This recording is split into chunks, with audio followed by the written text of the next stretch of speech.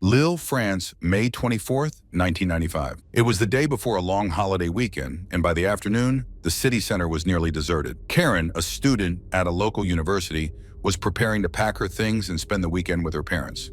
She was accompanied by her friends, the brothers Régis and Lillian, Liron. At 5 p.m., the three of them climbed the stairs to the 5th floor of her apartment building. However, when Karine tried to unlock the door, she found it impossible. Something was stuck in the lock, as if a piece of a broken key was blocking it.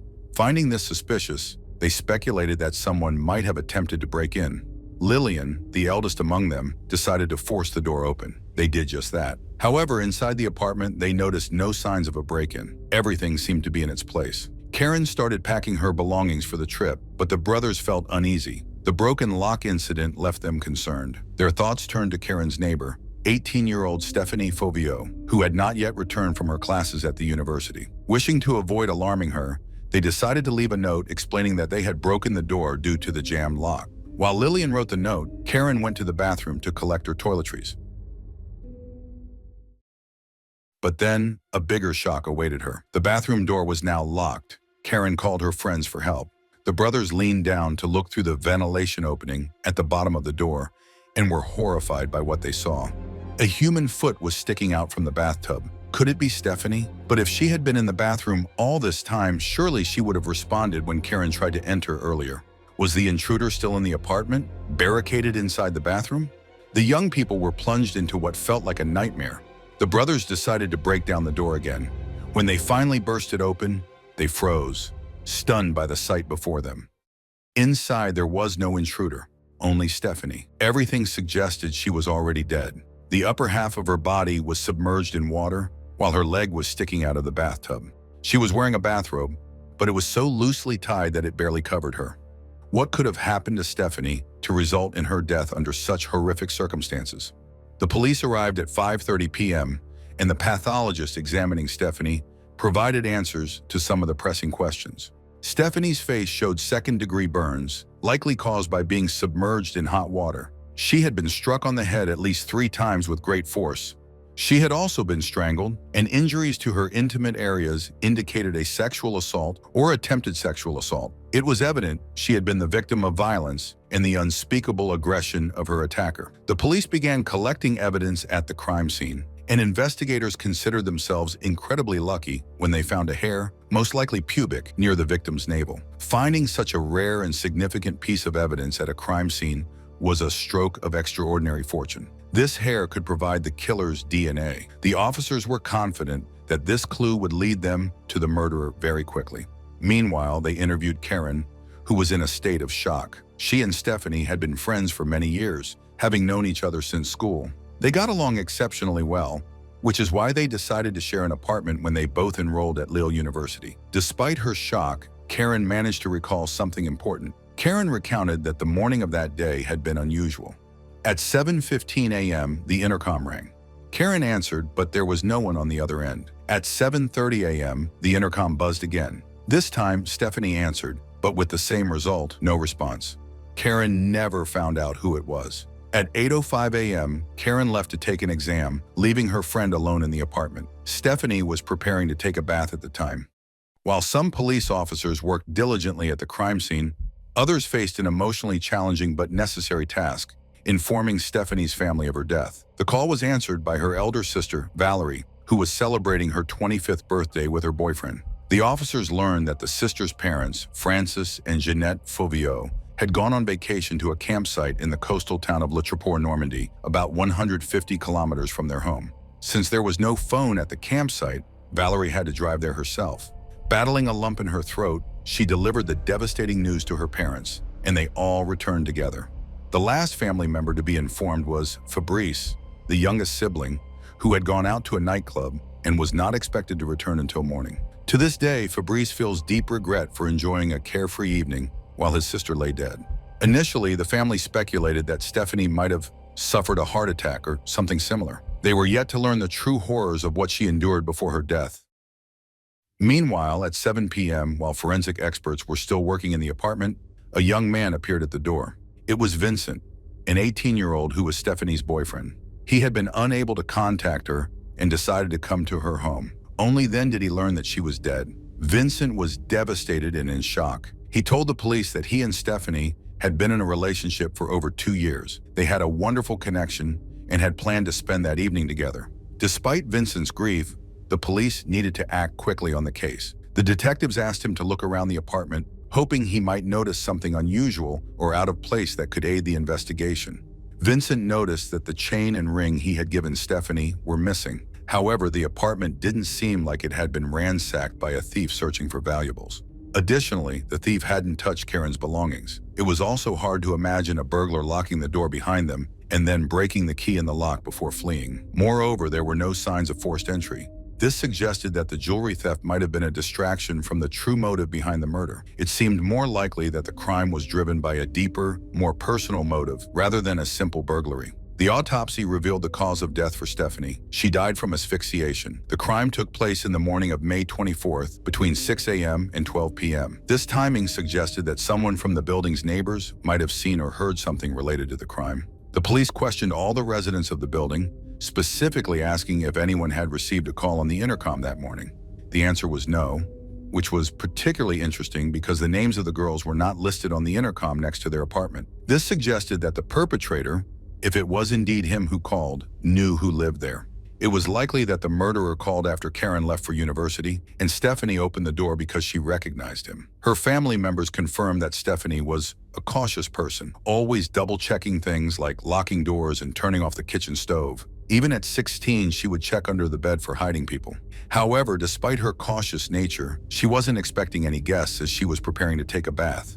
The police theorized that the killer arrived right after Karen left, as Stéphanie had started running hot water for the bath, but hadn't yet diluted it with cold water. This likely caused the severe burns found on her face. The interviews with the building's residents yielded another significant lead. One neighbor reported seeing a young blonde woman near the building at around 8:15 a.m. She was using the intercom. The neighbor offered to let her in, but she refused, saying, No, my friend isn't home because she's not expecting me," and then walked away. The police immediately prioritized finding this blonde woman, as she could potentially be a crucial witness in the case. However, they didn't need to search for her. She came to the station herself. The woman turned out to be Véronique, Stéphanie's best friend.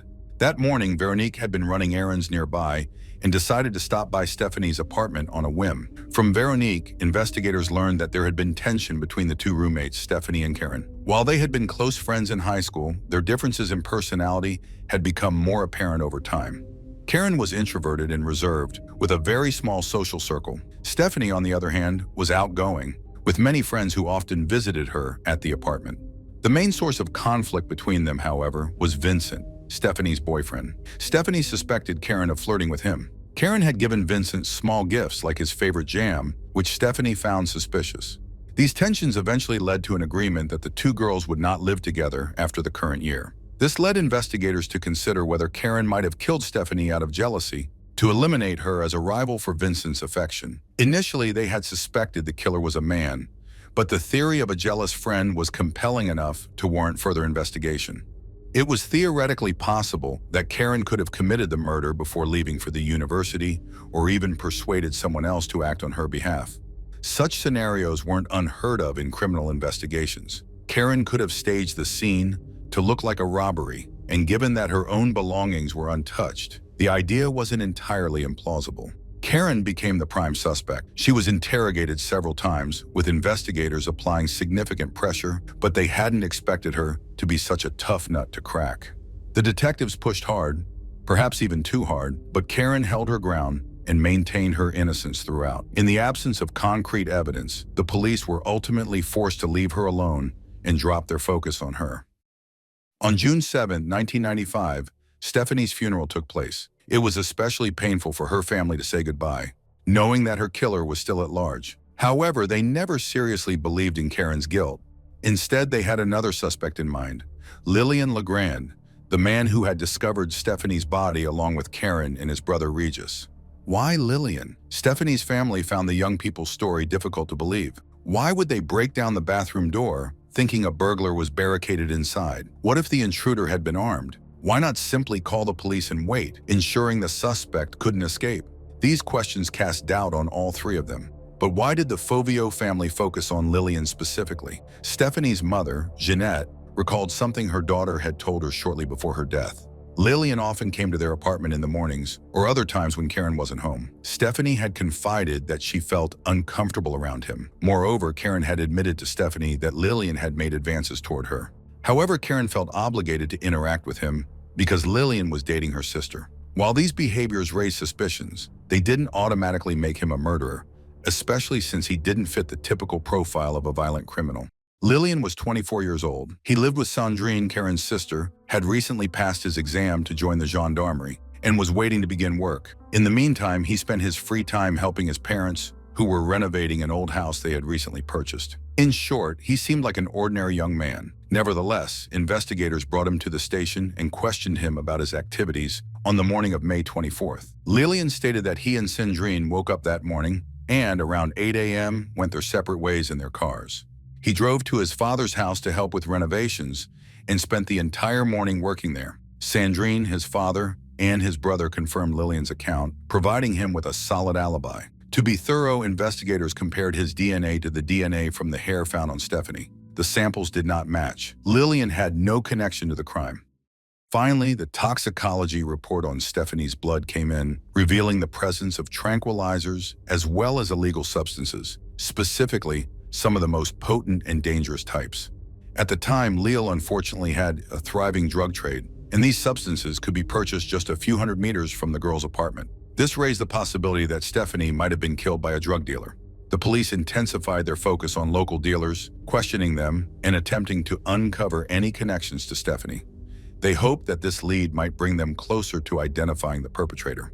Stephanie's family was convinced that pursuing the drug angle was a waste of time. She had no history of substance abuse.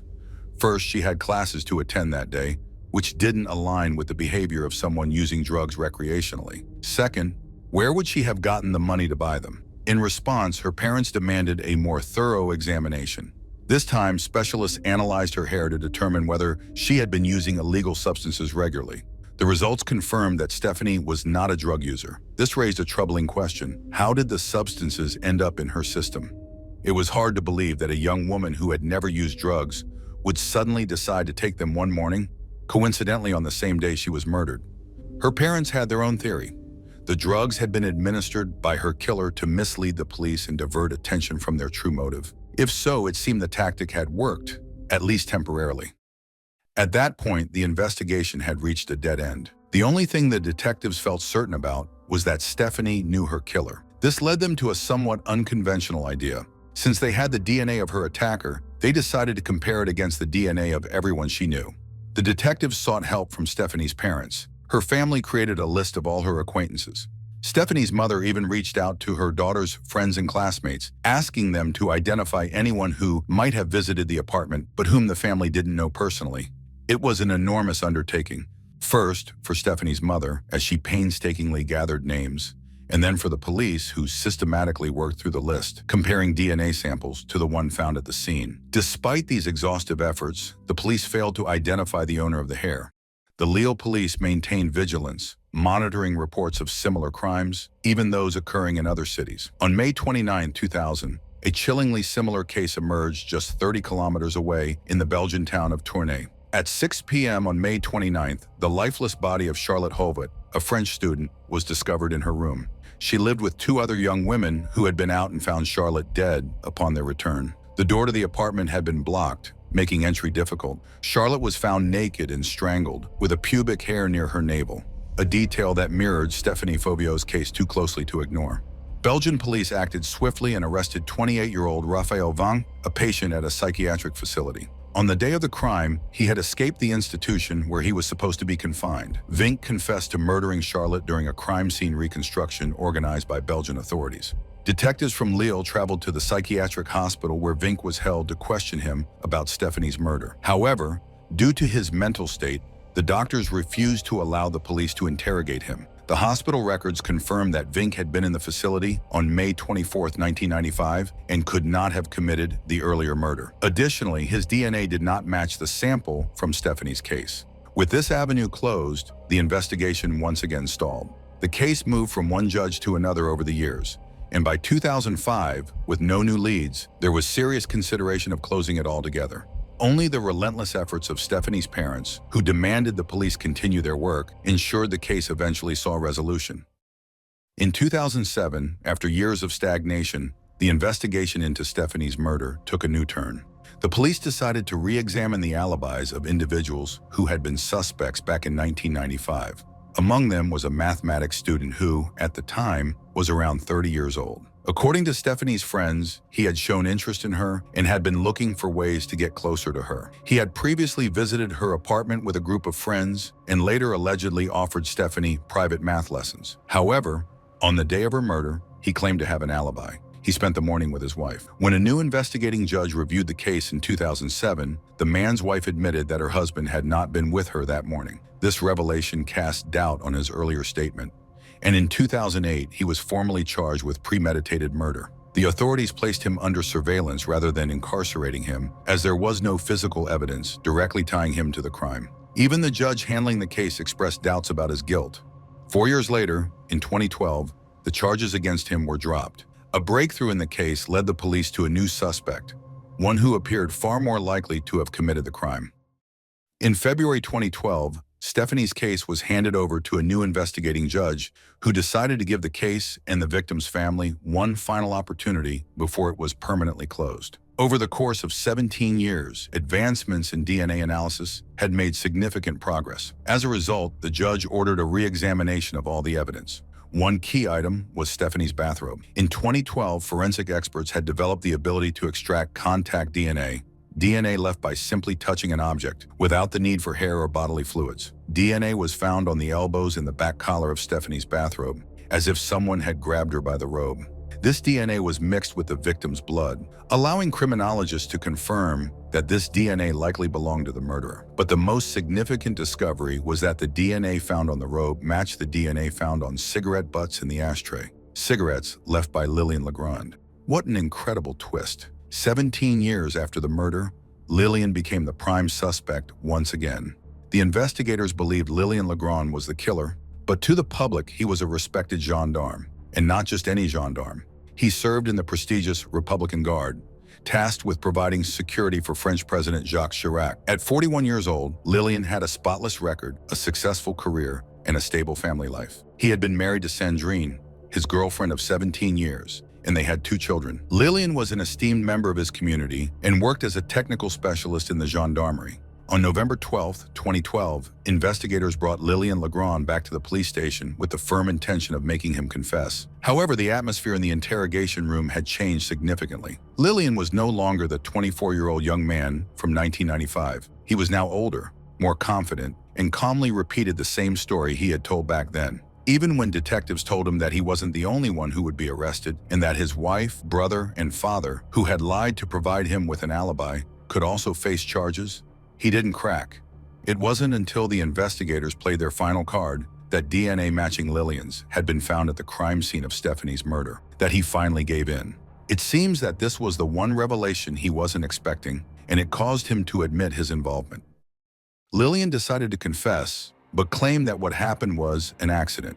He alleged that he had been in a secret romantic relationship with Stephanie, and they had met secretly 3 or 4 times. On the morning of the murder, he admitted to ringing the doorbell. Stephanie opened the door, and they began their usual passionate affair. However, according to Lillian, Stephanie tripped, fell, hit her head on the bathtub, and died. The police did not believe this version for even a moment. Stephanie had been in love with Vincent and hated Lillian, especially after learning about his inappropriate behavior toward Karine. This discrepancy led investigators to dismiss his story entirely and continue their pursuit of the truth. Lillian then provided another version of events. He claimed that he rang the doorbell, went up to Stephanie's apartment, and saw her in a bathrobe. Imagining that she was completely naked underneath, he wanted to be intimate with her and asked Stephanie to join him for a bath. Of course, she refused. He then grabbed her, and she fell while trying to break free from his hold. She lost consciousness, and he panicked. Lillian then decided to stage the scene as a robbery gone wrong. He strangled her and stole her jewelry. However, the investigators did not believe this version either. They questioned why there were at least 3 signs of blunt force trauma to her head.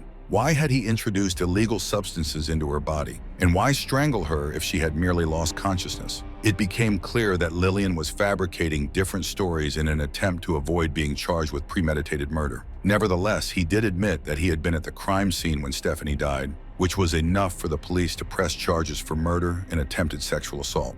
While in custody, Lillian wrote a letter to his wife, expressing regret.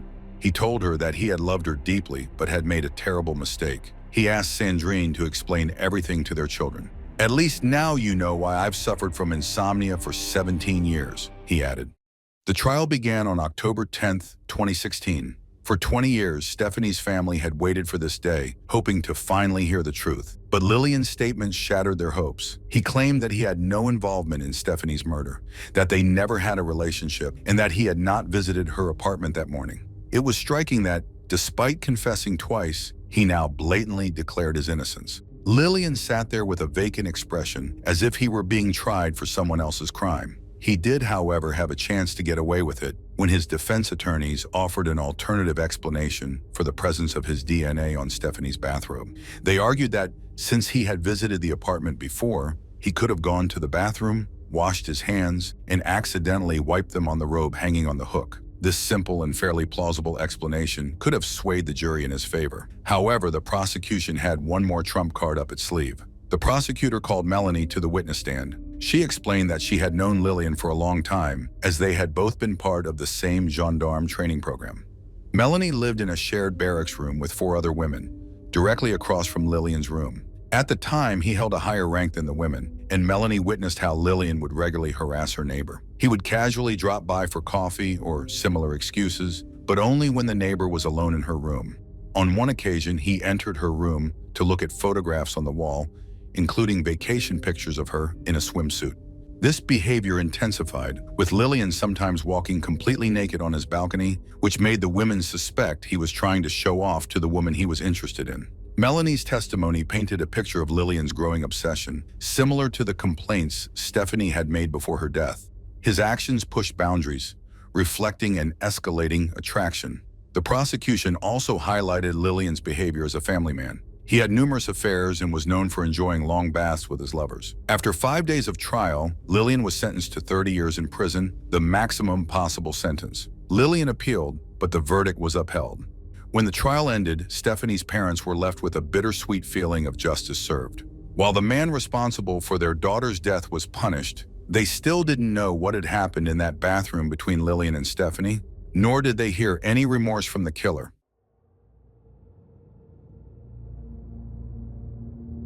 As for the infamous hair found on Stephanie, it was discovered that after she was found in the bath, almost naked, she was covered with a blanket that usually lay on the couch in the apartment. Since the girls often had friends over, drinking and staying the night on that same couch, the hair could have come from any of them. Identifying the owner of the hair was practically impossible. In hindsight, this might have been for the best, as it meant an innocent person wouldn't have spent 30 years in prison for a crime they didn't commit. Later analysis of the blanket showed that it contained many different hairs, further suggesting it was regularly used by various people.